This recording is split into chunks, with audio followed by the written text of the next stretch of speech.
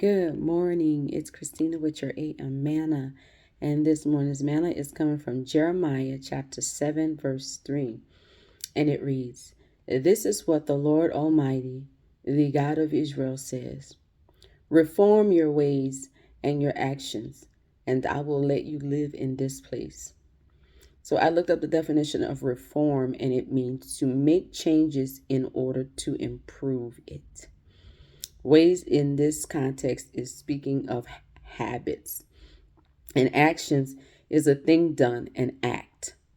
So what God is saying in Jeremiah 7 and 3 is that we need to reform our ways and actions, and He will let us dwell in this place. What is the place? In the place of unity and oneness with God. But in order to walk with God, there are things about us that must change. And so God is saying here, reform, make changes, allow Him to make those changes, because we can't do that by ourselves. But we must be willing to change.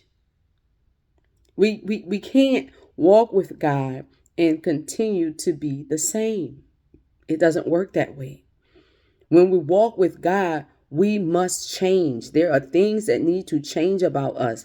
We can't walk with God and we don't have love. God says in order to walk with Him, one must have love.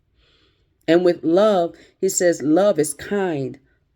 Love is not boastful. Love is not arrogant. Love is kind. Love is patient. We can't walk with God and have not love and the attributes of it, which are the fruits of His Spirit. Love, kindness, patience. We can't walk with God and not have those things. Self-control. We can't walk with God and not have those things. So God says that if we change our ways, change the habits that we formed over the years,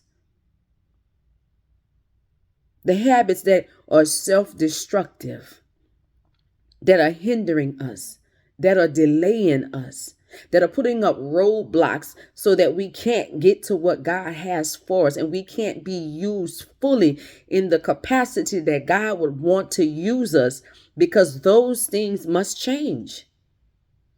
And if we don't, He says we will not be allowed to live in this place. Because in order to live in this place, He says that we must reform our ways and our actions, the way we do things. They must change. Because walking with God brings about change. There's no way that we can walk with God and not change. Warning comes before destruction. God says we must change.